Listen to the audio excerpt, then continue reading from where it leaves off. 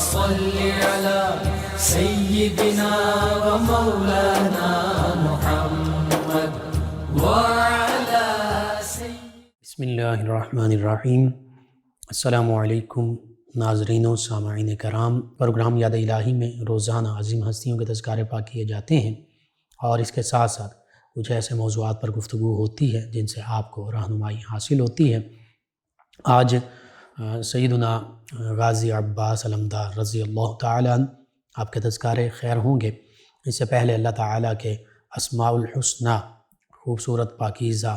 ناموں میں سے ایک اسم مبارک العلیم، بہت وسیع علم رکھنے والا، خوب جاننے والا، تو یا علیم کے طور پر جب ہم اس کو پڑھیں گے چند ایک برکتوں کا میں ذکر کرتا ہوں، خصوصاً علم حاصل کرنے والوں کے لیے، حافظے کے لیے، خیر و برکت کے لیے۔ جو شخص کثرت سے یا علیم کا ورد کرے گا، اللہ تعالیٰ اس پر علم و معرفت کے دروازے کھول دے گا، ظاہر و باطن کے علوم اسے عطا فرمائے گا، اور جو کچھ جائز حاجت وہ اللہ تعالیٰ سے مانگے گا اس کی حاجت پوری ہوگی، یعنی جو دعا مانگے گا وہ دعا پوری ہوگی، وہ چیز جلد ملے گی، اور حافظہ بھی قوی ہوگا۔ تو علم دینی، دنیاوی، روحانی، باطنی علم حاصل ہوگا، حافظہ قوی ہوگا، اور اللہ تعالیٰ اس اسم مبارک کی برکت سے جو نیک جائز حاجت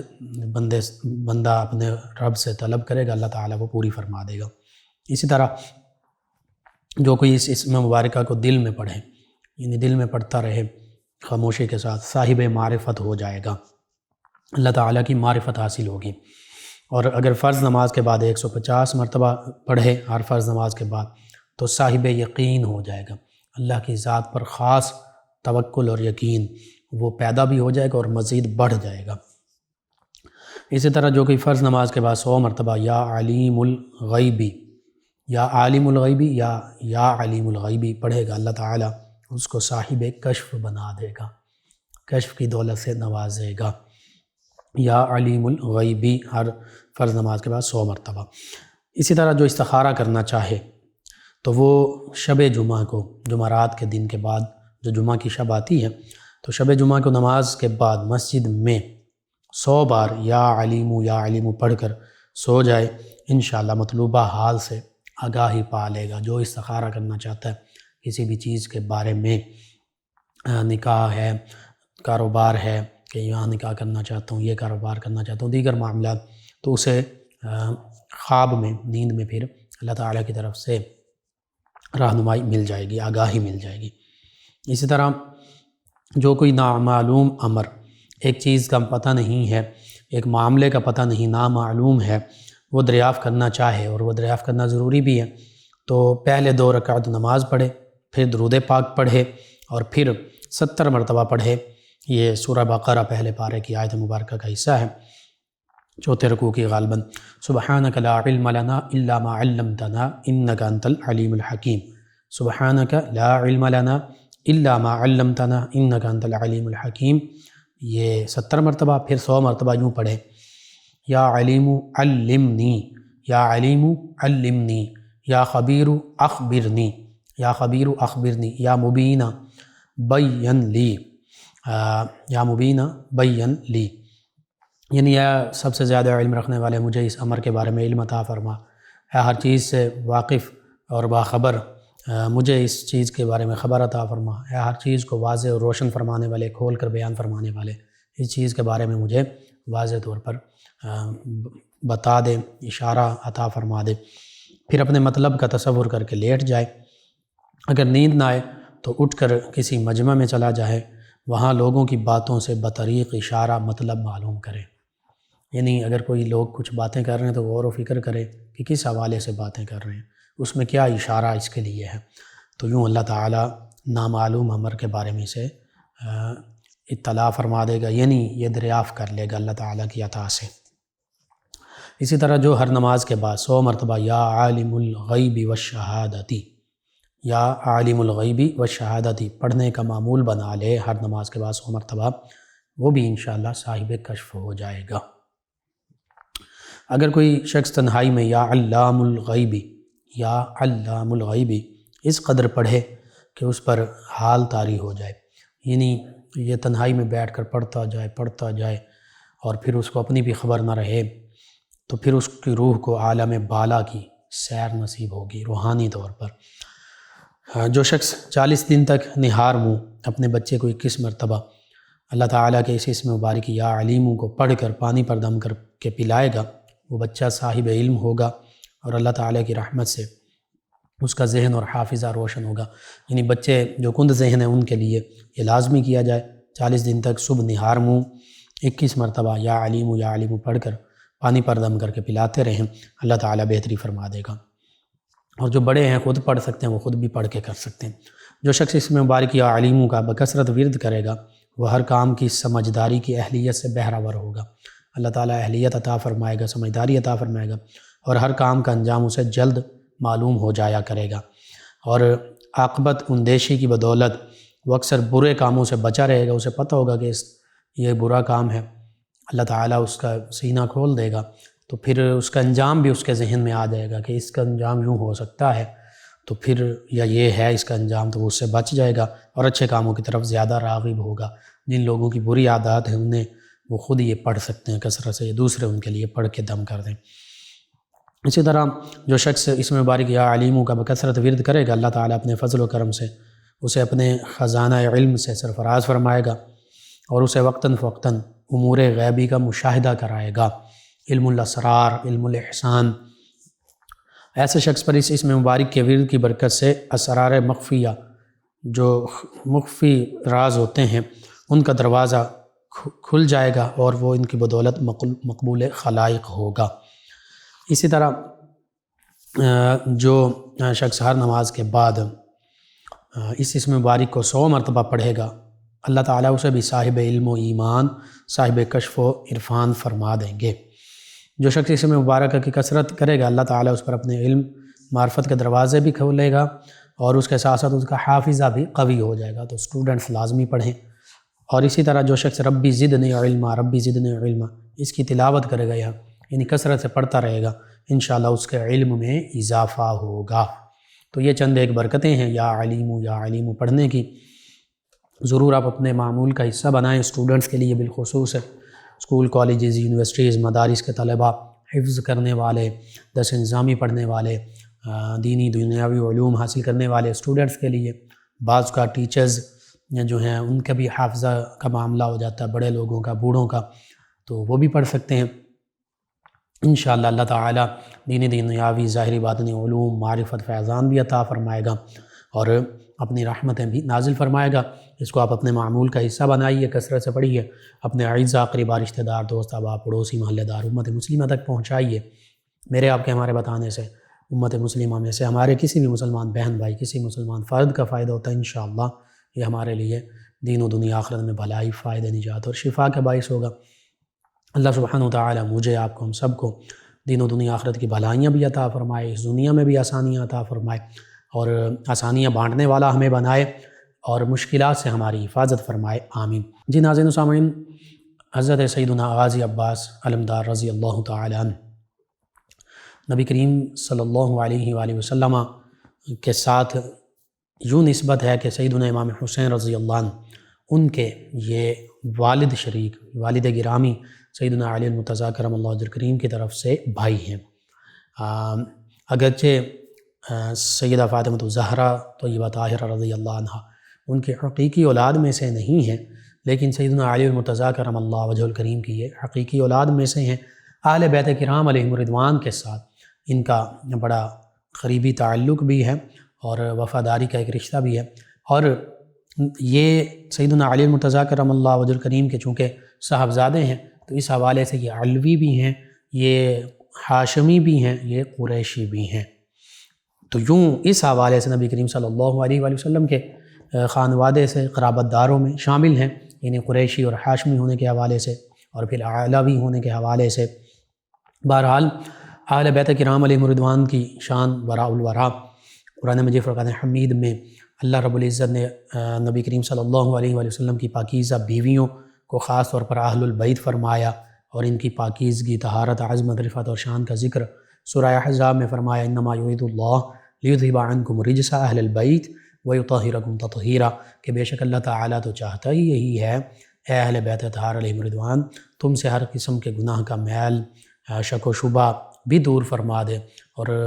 خوب طہارت سے نواز کر، کامل طہارت سے نواز کر خوب پاک صاف فرما دے۔ اور نبی رحمت صلی اللہ علیہ وآلہ وسلم نے اپنے ساتھ سیدنا علی المرتضیٰ، سیدہ فاطمہ الزہرا، سیدنا امام حسن حسین رضی اللہ عنہما کو اپنی چادر مبارکہ میں لے کر ان کے لیے بھی یہی دعا فرمائی، اور فرمایا یہ بھی میرے خاص اہل بیت کرام ہیں۔ تو پتہ چلا نبی کریم صلی اللہ علیہ وآلہ وسلم کے تمام قرابت دار ایمان والے وہ نبی کریم صلی اللہ علیہ وآلہ وسلم کے گھرانے میں شامل ہیں، قرآن و حدیث اس پر گواہ ہے۔ بہرحال سیدنا علی المرتضیٰ کرم اللہ وجہ الکریم کا پہلا عقد جو ہے وہ نبی کریم صلی اللہ علیہ وآلہ وسلم کی چوتھی سب سے چھوٹی اور پیاری لاڈلی شہزادی سیدہ فاطمہ الزہرا رضی اللہ عنہا سے ہوا۔ ان کے ہوتے ہوئے سیدنا علی المرتضیٰ کرم اللہ وجہ الکریم نے دوسرا عقد نہیں کیا، اور نبی کریم صلی اللہ علیہ وآلہ وسلم نے بھی منع فرما دیا تھا کہ ان کے ہوتے ہوئے اے علی آپ نے دوسرا عقد نہیں کرنا۔ سیدہ فاطمہ الزہرا طیبہ طاہرہ رضی اللہ عنہا، ان کے بطن اطہر سے سیدنا امام حسن و حسین رضی اللہ عنہما کی ولادت باسعادت ہوئی۔ سیدنا امام محسن جو بچپن میں وصال پا گئے، ان کی ولادت باسعادت ہوئی۔ سیدہ زینب رضی اللہ عنہا، سیدہ رقیہ رضی اللہ عنہا، سیدہ ام کلثوم رضی اللہ عنہا، ان کی ولادت باسعادت ہوئی۔ اور پھر 11 ہجری میں آقا کریم صلی اللہ علیہ وآلہ وسلم کے وصال مبارکہ کے بعد، اس دنیا سے ظاہری طور پر پردہ فرمانے کے بعد، سیدنا علی المرتضیٰ کرم اللہ وجہ الکریم اپنے ان شہزادیوں کی دیکھ بھال کے لیے بھی، اور چونکہ نکاح جو ہے 4 تو ایک وقت میں بندہ مومن کر سکتا ہے، اور عقد کی حالت میں رہنا یہ اللہ تعالیٰ کو زیادہ محبوب ہے، نبی کریم صلی اللہ علیہ وآلہ وسلم کی سنت مبارکہ تمام چیزوں کو مد نظر رکھتے ہوئے سیدنا علی المرتضیٰ کرم اللہ وجہ کریم، اور پھر سیدہ فاطمہ الزہرا رضی اللہ عنہا، ان کی طرف سے بھی یہ تھا کہ آپ ضرور عقد کیجئے گا، جیسے سیدہ امامہ رضی اللہ عنہا سے سیدنا علی المرتضیٰ کرم اللہ وجہ کریم نے عقد فرمایا، یوں ہی سیدنا علی المرتضیٰ کرم اللہ وجہ کریم نے سیدہ فاطمہ الزہرا رضی اللہ عنہا کے بعد بعض روایت کے مطابق جو دوسرا عقد کیا وہ سیدہ ام البنین سیدہ فاطمہ بنت حزام رضی اللہ عنہا ان سے کیا۔ اس حوالے سے آپ نے اپنے بھائی سیدنا عقیل رضی اللہ عنہ جو ماہر انساب تھے، علم الانساب کے ماہر تھے، عرب کے خاندانوں کے بارے میں مکمل تفصیل سے جانتے تھے، ان کے حسب نسب کو، ان کے خصائل کو، ان میں خوبیاں کیا ہیں، خامیاں کیا ہیں، سب کچھ جانتے تھے۔ تو سیدنا علی المرتضیٰ کرم اللہ وجہ الکریم نے ان سے فرمایا کہ اے میرے بھائی، عرب میں جو سب سے بہادر شجاع خاندان ہو، عزت والا، شرافت والا خاندان ہو،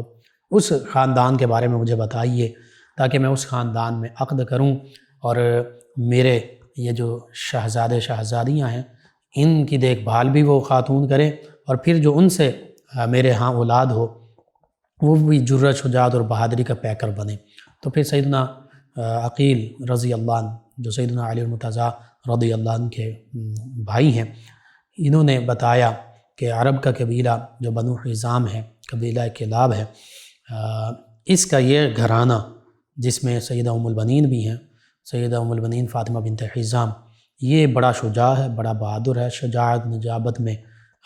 بہت اعلیٰ گھرانہ ہے، اس میں آپ عقد فرمائیے۔ تو بس پھر سیدنا علی المرتضیٰ کرم اللہ وجہ الکریم نے عقد کا پیغام بھیجا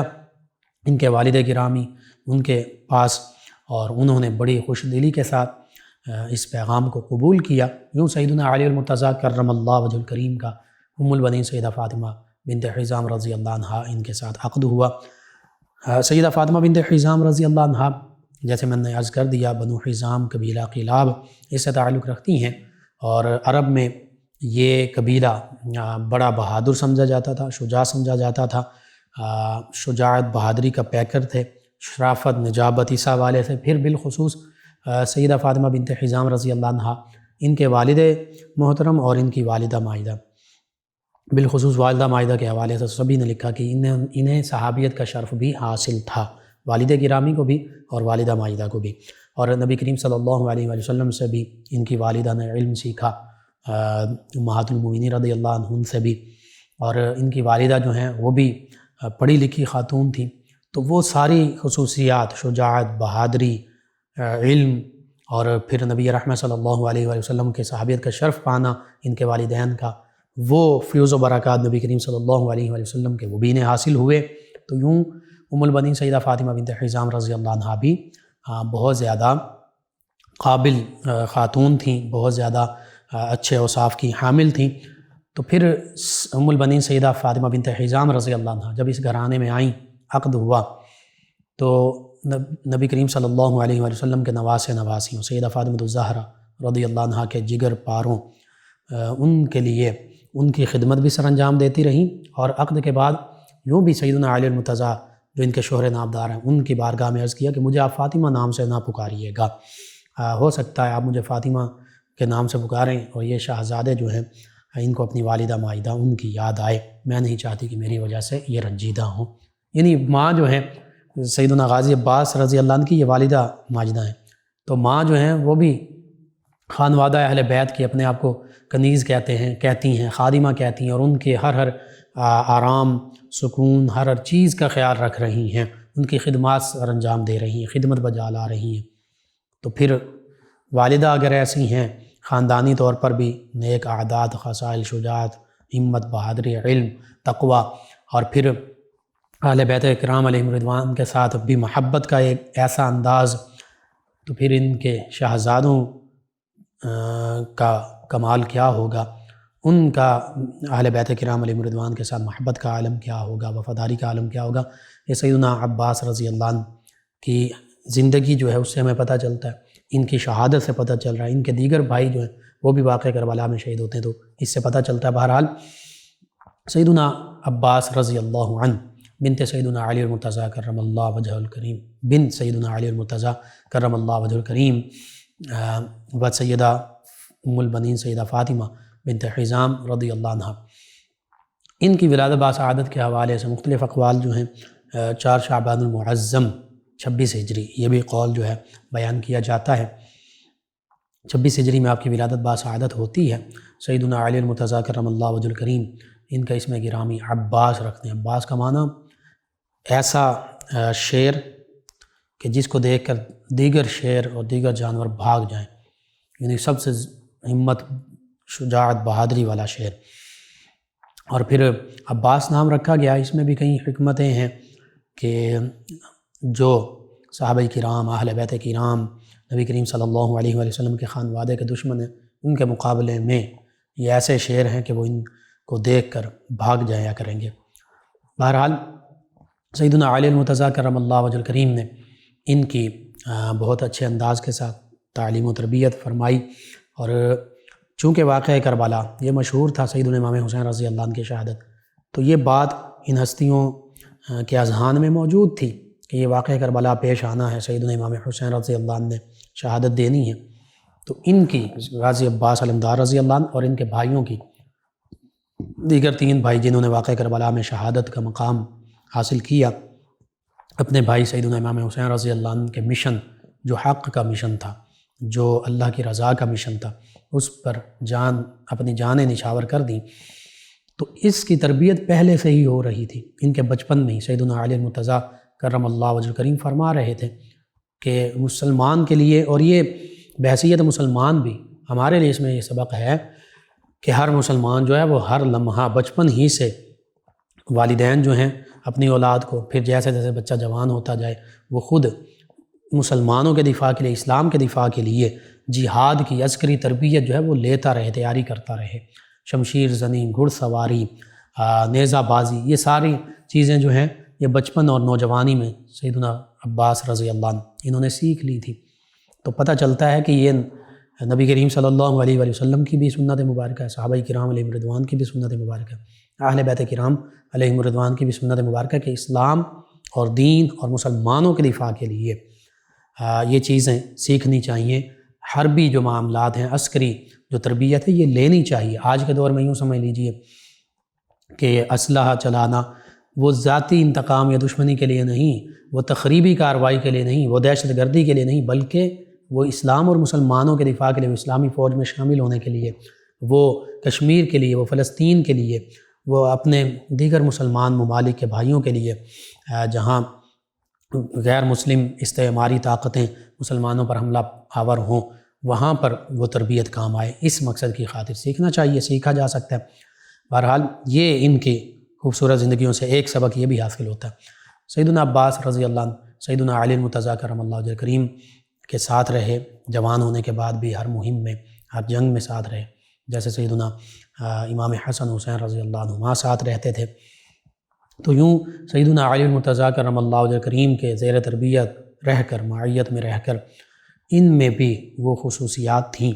علم اور معرفت کے حوالے سے، قرآن و سنت کے علوم کے حوالے سے، دین کے علوم کے حوالے سے، اسی طرح حکمت کے حوالے سے، تدبر کے حوالے سے، پھر جو شجاعت، جرت اور بہادری کے حوالے سے تمام اپنے والد گرامی کے اوصاف کے یہ پیکر تھے۔ پھر 61 ہجری میں واقع کربلا پیش آتا ہے، اگرچہ اس سے پہلے بحیثیت مجاہد ان تمام ہستیوں کے کارہائے نمایاں موجود ہیں۔ 61 ہجری جب یزید بدبخت تخت نشین ہوتا ہے اور وہ صحابہ کرام علیہم رضوان کی جو اولادیں جو اب جوان ہو چکی ہیں اور جنہوں نے بچپن میں صحابیت کا شرف پا لیا تھا، بالخصوص سیدنا عبد الرحمن بن ابو بکر رضی اللہ عنہ، سیدنا عبداللہ بن عمر رضی اللہ عنہ، سیدنا عبداللہ بن زبیر رضی اللہ عنہ، اور خاص طور پر سیدنا امام حسین رضی اللہ عنہ، ان سے وہ چاہتا ہے کہ خصوصی طور پر ان سے بیعت لی جائے۔ سیدنا عبداللہ بن زبیر رضی اللہ عنہ بھی مکہ مکرمہ تشریف لے آتے ہیں۔ سیدنا عبداللہ بن عمر ویسے ہی گوشہ نشینی اختیار کی ہوئے ہیں۔ سیدنا عبد الرحمن بن ابی بکر وہ بھی بالکل علیحدہ ہیں۔ تو اب سیدنا امام حسین رضی اللہ عنہ سے خاص طور پر یزید سمجھتا ہے کہ مجھے ان سے خطرہ ہے، کیونکہ یہی اس حوالے سے خلافت کے حقدار ہو سکتے ہیں کہ سیدنا امام حسن رضی اللہ عنہ نے خلافت تفویض کی، اور پھر نبی کریم صلی اللہ علیہ وآلہ وسلم کے سب سے قریبی ہونے کے ناطے سے بھی، اور اس دور میں صحابہ کرام علیہم رضوان میں بھی، چونکہ سیدنا امام حسین رضی اللہ عنہ اہل بیت کرام میں تو ہیں ہی، یہ تو آپ کا شرف ہے، لیکن صحابیت میں بھی بلند مقام پر فائز ہیں، صحابی بھی ہیں، نبی کریم صلی اللہ علیہ وآلہ وسلم کی زیارت سے مشرف ہوئے۔ تو اس دور میں جو صحابہ کرام علیہم رضوان موجود ہیں، ان میں آپ کا بڑا مقام و مرتبہ ہے۔ حقیقت یہ ہے کہ اسی لیے کوفہ والے لوگوں نے، کوفہ کے لوگوں نے آپ ہی کو چنا کہ آپ ہمارے بحیثیت خلیفہ حق، حقیقی خلیفہ کے طور پر آپ ہمارے حکمران بن سکتے ہیں، اور آپ ہی کا یہ حق بنتا ہے، اور قرآن و سنت کی تعلیمات، حق کی تعلیم، اس میں آپ سب سے آگے تھے۔ بہرحال سیدنا امام حسین رضی اللہ عنہ جب مدینہ طیبہ سے مکہ المکرمہ، پھر کربلا، کوفہ اور کربلا کی جانب تشریف آوری ہوتی ہے، 61 ہجری کربلا کے میدان میں یزیدی شقی افواج کے ساتھ سامنا ہوتا ہے اس خانوادے کا، اور جس میں صحابہ کرام علیہم رضوان بھی شامل ہیں، اور عمر رسیدہ صحابہ کرام علیہم رضوان، تابعین اعظام صحابہ کرام علیہم رضوان کی اولادیں بھی شامل ہیں جو نوجوان ہیں، تابعین اعظام ہیں۔ اسی طرح خانوادہ اہل بیت اطہار علیہم رضوان کے 21 نوجوان شامل ہیں، 21 جوان مرد شامل ہیں۔ تو یوں 72 اصحاب جو ہیں، 72 جو ہستیاں ہیں، صحابہ کرام، اہل بیت کرام، تابعین اعظام، ان کی شہادتیں ہوتی ہیں اس واقعہ کربلا میں، میدان کربلا میں۔ وہیں پر سیدنا غازی عباس علمدار رضی اللہ عنہ اور آپ کے تینوں بھائی، وہ بھی اپنی جانیں حق کی خاطر قربان کر دیتے ہیں۔ سیدنا غازی عباس علمدار رضی اللہ عنہ کی قربانی تو ایسی ہے کہ سیدنا امام حسین رضی اللہ عنہ نے ان کو اپنے لشکر کا، اپنی فوج کا علمدار بنایا، یعنی فوج کا جو جھنڈا ہوتا ہے وہ سپہ سالار جس کو بنایا جاتا ہے اس کے سپرد کیا جاتا ہے۔ تو سیدنا امام حسین رضی اللہ عنہ کی فوج کے جھنڈا اٹھانے والے سپہ سالار، ایک معنی میں یوں سمجھ لیجئے، وہ سیدنا عباس رضی اللہ عنہ ہی تھے۔ اور پھر آپ نے اس ذمہ داری کو بخوبی نبھایا۔ ایک وہ وقت آیا کہ خانوادہ اہل بیت اطہار علیہم رضوان کے بچے، بچیاں، ننھے شہزادے، شہزادیاں، بالخصوص سیدہ سکینہ رضی اللہ عنہ پیاسے ہیں، اور پیاس کی شدت ہے، دریائے فرات ساتھ بہہ رہا ہے، لیکن وہاں پر پہرے لگے ہوئے ہیں۔ تو بعض روایت میں یہ تفصیل کے ساتھ واقعہ موجود ہے۔ سیدنا عباس رضی اللہ عنہ پانی لینے کے لیے مشکیزہ لے کر جاتے ہیں کہ دریائے فرات سے بچوں کے لیے پانی لایا جائے۔ سیدنا امام حسین رضی اللہ عنہ بھیجتے ہیں، تو پانی یہ لے لیتے ہیں بڑی ہمت اور بہادری کے ساتھ، مشکیزہ بھرتے ہیں۔ جب واپسی ہوتی ہے تو دشمن اشقیاء کی فوج، بدبختوں کی فوج جو ہے، اس کے سپاہی سامنے آتے ہیں اور وہ تلواروں سے وار کرتے ہیں، ایک بازو کاٹتے ہیں، آپ مشکیزہ دوسرے بازو میں تھام لیتے ہیں، وہ دوسرا بازو کاٹتے ہیں، آپ دانتوں میں دبا لیتے ہیں، پھر آپ پر جب تیر چلائے جاتے ہیں تو ان تیروں سے آپ زخمی ہو جاتے ہیں، حتیٰ کہ بعض روایت میں کہ مشکیزہ پر بھی تیر چلایا جاتا ہے، پانی بہہ جاتا ہے۔ تو یوں غازی عباس علمدار رضی اللہ عنہ اس شدت کی زخمی حالت میں خیام حسینی رضی اللہ عنہ کی جانب بڑھتے ہیں، خیمہ حسینی اور پھر سیدنا امام حسین رضی اللہ عنہ نے تھامتے ہیں، اور یہ ان کی شہادت جو ہے سیدنا امام حسین رضی اللہ عنہ سے پہلے ہو جاتی ہے۔ اس موقع پر سیدنا امام حسین رضی اللہ عنہ ان کی شہادت سے، چونکہ علمدار لشکر حسینی رضی اللہ عنہ بھی یہی ہیں، تو سیدنا امام حسین رضی اللہ عنہ بڑے دکھ کا اظہار کرتے ہیں۔ تو یوں یہ سیدنا عباس رضی اللہ عنہ انہوں نے خود اپنی جان بھی اہل بیت کرام علیہم رضوان کی خاطر قربان کر دی۔ ان کے دیگر جو بھائی ہیں، جو سیدنا امام حسین رضی اللہ عنہ کے بھی بھائی ہیں، لیکن ان ہستیوں کا مقام یہ ہے، محبت کا انداز یہ ہے کہ یہ پوری زندگی سیدنا امام حسین رضی اللہ عنہ کے اپنے آپ کو غلام کہا کرتے تھے، کبھی یہ نہیں کہا کہ ہم آپ کے بھائی ہیں، بلکہ یہی کہتے تھے کہ ہم تو آپ کے غلام ہیں، اور اس غلامی کا حق یوں میدان کربلا میں ظاہر کر دیا۔ سیدنا غازی عباس علمدار رضی اللہ عنہ آپ کے جو دیگر ظاہری و باطنی اوصاف ہیں، ان میں قمر بنی ہاشم آپ کو کہا جاتا ہے۔ اللہ تعالیٰ نے آپ کو اچھے خاصے قد و قامت سے، خوبصورت ظاہری باطنی حسن و جمال سے نوازا، تو بنی ہاشم کے چاند یہ آپ کا لقب پڑ گیا۔ اسی طرح ابو الفضل، فضیلتوں والے، بہت فضیلتیں ہیں نبی کریم صلی اللہ علیہ وآلہ وسلم کہ اس لحاظ سے قرابت داروں میں شامل ہیں کہ قریشی ہیں، ہاشمی ہیں، علوی ہیں۔ اسی طرح علم میں سیدنا علی المرتضیٰ کرم اللہ وجہ کریم سے وافر حصہ پایا، شجاعت اور بہادری میں وافر حصہ پایا، اور پھر ہر موقع پر سیدنا علی المرتضیٰ کرم اللہ وجہ کریم کے ساتھ رہے۔ تو آج آپ کی جب ہم سیرت، اخلاق، کردار، آپ کی قربانیوں کا ذکر کرتے ہیں تو ہمیں پتہ چلتا ہے کہ آپ سے یہ سبق بھی ملتا ہے، نصیحت بھی ملتی ہے کہ اہل بیت کرام علیہم رضوان کے ساتھ جو ہم محبت کا دعویٰ کرتے ہیں، اس میں ہم سچے تب ہو سکتے ہیں کہ اگر ہم پھر اہل بیت کرام علیہم رضوان کی تعلیمات کی پیروی کریں، اور ان کی پیروی کرتے ہوئے ہمیشہ حق کا ساتھ دیں، باطل کے سامنے ڈٹ جائیں اور حق کے ساتھ کھڑے ہو جائیں، چاہے اس میں ہمیں اپنی جان کی قربانی بھی دینا پڑے۔ بڑا مشکل مرحلہ ہے، لیکن کم از کم یہ تو کیا جا سکتا ہے کہ باطل کا جتنی بھی ساتھ ہے، ہمت ہے، اس کے مطابق باطل کے سامنے ڈٹ جائے اور حق کا ساتھ دیا جائے۔ یہی ان عظیم ہستیوں کی زندگیوں کا اور شہادتوں کا پیغام ہے کہ ہمیشہ اللہ کے پیارے حبیب صلی اللہ علیہ وآلہ وسلم کی تعلیمات کے مطابق، جیسے صحابہ کرام علیہم رضوان اور دیگر اہل بیت کرام علیہم رضوان نے ڈٹ کر حق کا ساتھ دیا،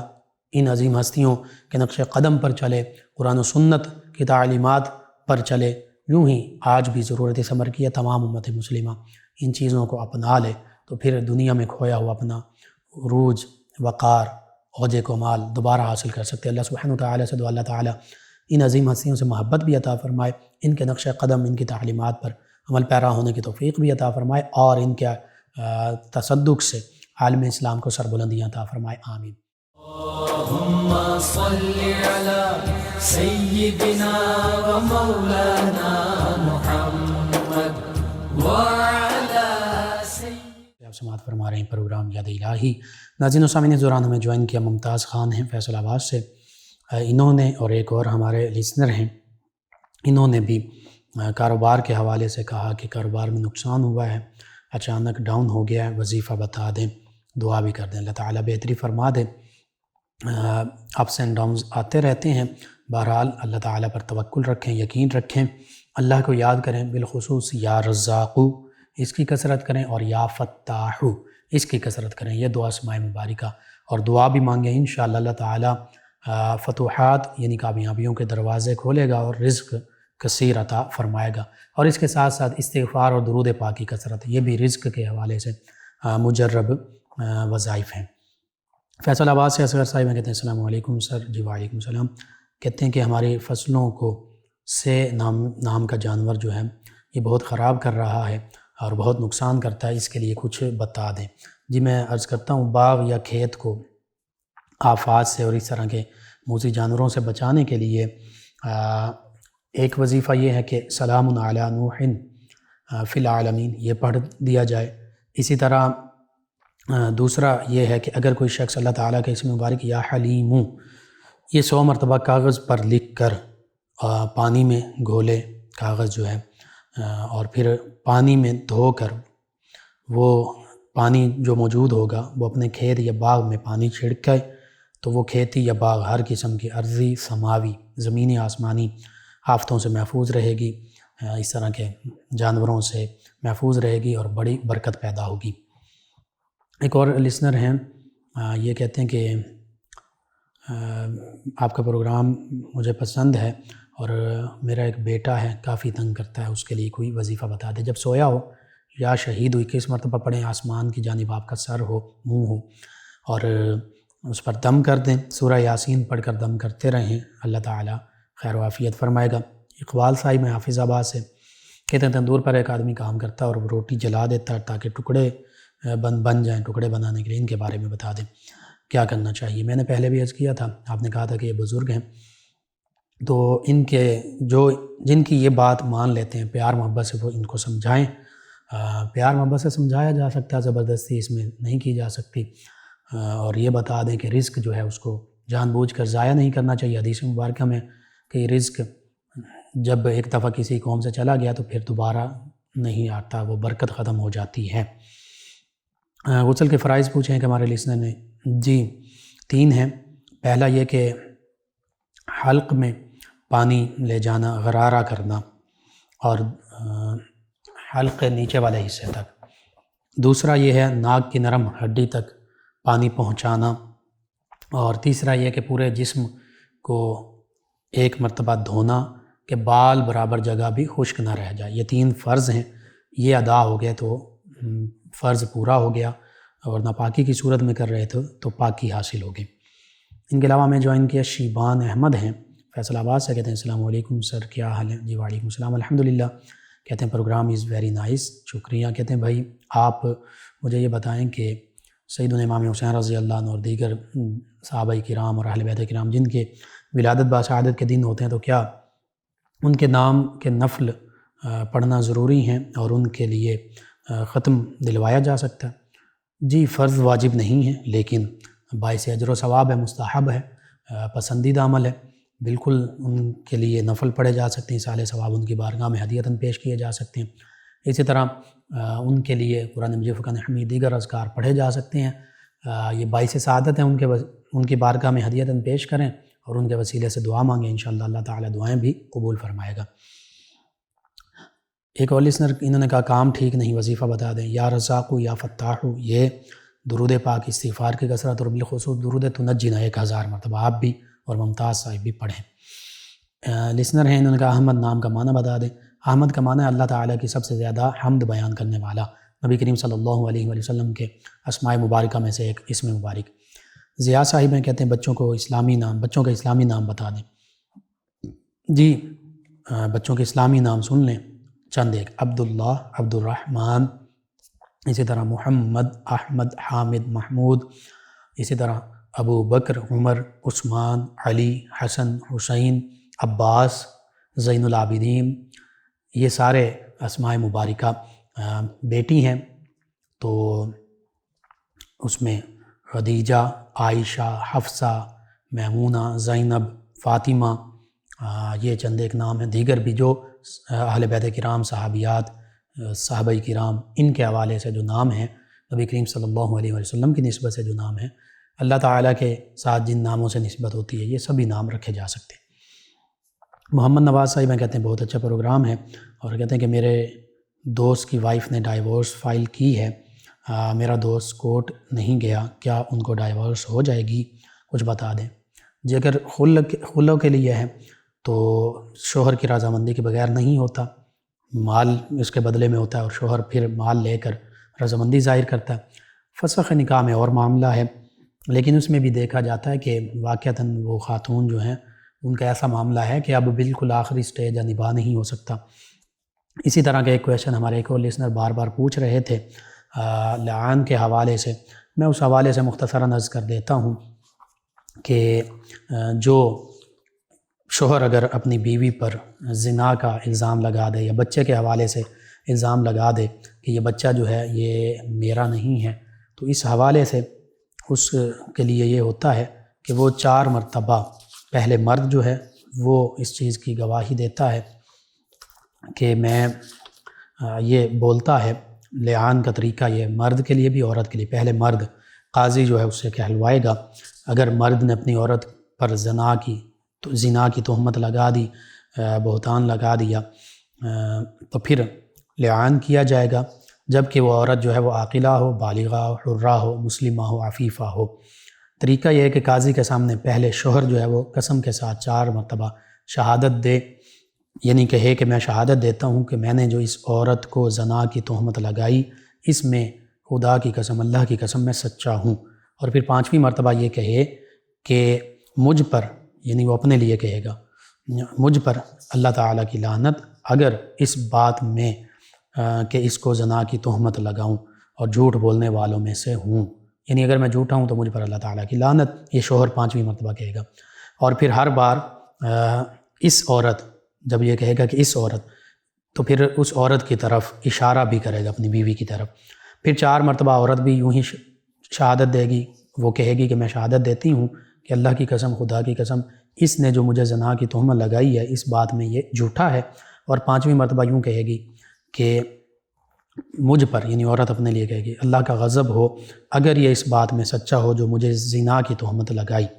تو اب اس میں شہادت، لفظ شہادت شرط ہے کہ میں شہادت دیتی ہوں، اور اگر یہ کہا کہ میں خدا کی قسم کھاتا ہوں کہ سچا ہوں، تو ان لفظوں سے لعان جو ہے یہ نہیں ہوگا۔ اب اس میں چند ایک شرطیں بھی ہیں، اسی لیے میں نے اپنے ان بھائی سے کہا تھا کہ آپ مفتی صاحب جو دارالافتاء کے قریبی ہیں وہاں چلے جائیں، ساری تفصیل بیان کر دیں، تو پھر وہ آپ کو مکمل تفصیل کے ساتھ گائیڈ بھی کر دیں گے، سارا معاملہ سمجھا بھی دیں گے، اور اگر فتوے کی شکل میں لکھا ہوا لینا چاہتے ہیں تو لکھا ہوا بھی دے دیں گے۔ بہرحال مختصراً یہ میں نے بیان کر دیا آپ کا بھی، اور چنیوڑ سے غالباً جو دوست تھے ان کو پہلے بھی بتا دیا، پھر دوبارہ تھوڑا تفصیلی بتا دیا۔ ناظرین، ان کے علاوہ ہمیں جوائن کیا حافظہ فاطمہ صاحب فیصل آباد سے، کہتی ہیں السلام علیکم بھائی، کیا حال ہے؟ جی وعلیکم السلام، کہتی ہیں کہ اچھا پروگرام ہے اور اللہ مزید آپ کے علم میں، عمر میں، رزق میں برکت عطا فرمائے، آمین۔ کہتے ہیں کہ سوال یہ کہ عشاء کی نماز کے بعد اگر آدھا گھنٹہ سو کر اٹھ کر نوافل پڑھیں تو کیا وہ تہجد ایک ہی نیت کر کے پڑھے جا سکتے ہیں؟ جس حوالے سے بہتر یہ ہے کہ تہائی رات کے بعد اٹھ کر پڑھے جائیں، زیادہ فضیلت ہے، باعث اجر و ثواب ہے۔ باقی اگر سو کر اٹھے ہیں اور پڑھ لیں تو اس وقت بھی ہو سکتے ہیں۔ ان کے علاوہ ہمیں جوائن کیا، اور صلاۃ اللیل بھی ہو سکتے ہیں۔ صلاۃ اللیل اصل میں تراویح اور تہجد اور انہی نوافل، رات کے جتنے نوافل ہیں انہی سب کو کہا جاتا ہے۔ ایک اور لسنر ہیں، انہوں نے ہمیں جوائن کیا، کہتے ہیں السلام علیکم، کیسے ہیں بھائی؟ جی وعلیکم السلام، الحمدللہ۔ انہوں نے کہا کہ آپ ہی کو خواب آیا کہ ان کے ہسبینڈ کی دوسری شادی ہو گئی ہے، یہ خواب ان کو 2 دفعہ آیا ہے، اس کے بارے میں بتا دیں۔ جی شادی کا ظاہری جو ہے وہ تعبیر خوشی سے کی جاتی ہے، خوشی حاصل ہونا، باقی بحیثیت مرد اسلام اگر سبھی کے وہ حقوق پورے کر سکیں، انصاف کر سکیں تو 4 شادیاں بھی کر سکتے ہیں۔ بہرحال خوشی کے حوالے سے غلام، پورا نام نہیں لکھا، غلام صاحب کہتے ہیں کہ سیدنا امیر معاویہ رضی اللہ عنہ کے فضائل کے بارے میں بیان کریں۔ جی احادیث مبارکہ میں چونکہ صحابی ہیں، قرآن پاک میں صحابہ کرام علیہم رضوان کی شانیں موجود ہیں، وَكُلًّا وَعَدَ اللَّهُ الْحُسْنَى، سب کے ساتھ اللہ تعالیٰ نے بھلائی یعنی جنت کا وعدہ فرمایا ہے۔ نبی کریم صلی اللہ علیہ وآلہ وسلم نے ان کے بارے میں دعا فرمائی کہ ان کو ہادی مہدی اللہ بنا دے، یعنی خود بھی ہدایت والے ہیں اور لوگوں تک بھی رشد و ہدایت کا پیغام پہنچاتے ہیں۔ صحابہ کرام سبھی، اللہ کے پیارے حبیب صلی اللہ علیہ وسلم نے فرمایا کہ میرے تمام صحابہ، ان کے بارے میں فرمایا کہ یہ جس خطہ زمین پر وصال پائیں گے، جب اٹھیں گے تو اپنی قوم کے لیے رہنما بھی ہوں گے، ہادی بھی، رشد و ہدایت کا ذریعہ بھی، اور نور بن کر اٹھیں گے روشنی کے ساتھ۔ تو یہ چند ایک چیزیں ہیں، اور غالباً یہ بھی حدیث مبارکہ میں ان کو اسلام کا پہلا ملوک یہ فرمایا گیا، پہلے اسلام کے بادشاہ، پہلے حکمران، اسلام کے بادشاہ کے طور پر حکمران۔ بہرحال ان کے علاوہ ہمیں جوائن کیا ہمارے ایک اور لسنر ہیں، کہتے ہیں السلام علیکم، کیا حال ہیں لقمان بھائی؟ جی وعلیکم السلام الحمدللہ۔ مصباح صاحب ہیں، کہتی ہیں کہ بھائی آپ کا پروگرام بہت اچھا، اللہ تعالیٰ آپ کو سلامت رکھے، آمین۔ کرن نواز بلوچ صاحب ہیں، کہتی ہیں کہ میرے بیٹے کی ڈیتھ ہو گئی ہے، دعا کر دیں، اور کہتی ہیں کہ ہم دونوں میاں بیوی بہت ٹینشن میں، کوئی وظیفہ بتا دیں۔ جی اللہ تعالیٰ آپ کو صبر جمیل عطا فرمائے، اور بیٹا اگر تو چھوٹا تھا، نابالغ تھا، تو والدین کے لیے وہ بخشش کا ذریعہ بنتا ہے، انشاءاللہ اگر نابالغ ہے بخشش کا ذریعہ بنے گا، اور بالغ بھی ہے تو اللہ تعالیٰ سے دعا اللہ تعالیٰ اس کی مغفرت فرمائے، درجات بلند فرمائے، آپ کو صبر جمیل عطا فرمائے، اس کا نعم البدل عطا فرمائے، آمین۔ جی ناظرین و سامعین، آپ کا شکریہ، آپ ہمیں جوائن کرتے ہیں۔ ایک اور لسنر ہیں، غالباً انہوں نے کپڑوں کی نجاست، کپڑے پاک کرنے کے حوالے سے پوچھا تھا۔ میں مختصراً عرض کر دیتا ہوں، 3 دفعہ دھو کر ان کو نچوڑ دیں کپڑے کا جو حصہ ہے، اس میں پھر زیادہ تفصیل ہے، شراب یا کون سی چیز نجاست کون سی لگی ہے، کیسے لگی ہے۔ بہرحال مختصراً یہ ہے کہ پاک پانی کے ساتھ 3 مرتبہ دھوئیں گے تو وہ کپڑا جو ہے وہ اس کو پھر نچوڑیں گے صحیح طریقے کے ساتھ، اور پھر وہ کپڑا جو ہے پاک ہو جائے گا۔ مختصراً انشاءاللہ اس پر کبھی تفصیل سے بھی بات کریں گے۔ ناظرین سامعین، آپ کا شکریہ، آپ ہمیں جوائن کرتے ہیں، پروگرام یاد الہی میں شامل ہوتے ہیں، اپنے فیڈ بیک سے ہمیں آگاہ کرتے ہیں، پروگرام یاد الہی کو پسند کرتے ہیں۔ پروگرام یاد الہی کا وقت ختم ہو جاتا ہے، انشاءاللہ کل صبح دوبارہ آپ سے ملاقات ہوگی پروگرام یاد الہی میں۔ اپنے میزبان محمد لقمان رضا اور ہماری ٹیم کو اجازت دیجیے، اللہ نگہبان۔ اللہم صل علی سیدنا و مولانا